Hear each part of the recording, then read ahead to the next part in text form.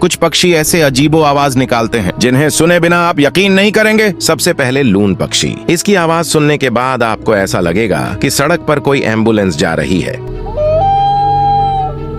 दूसरे नंबर पर है कैसोवरी पक्षी। इस पक्षी की आवाज सुनकर ऐसा लगता है जैसे मार्केट में कोई नया डीजे साउंड लॉन्च हुआ हो।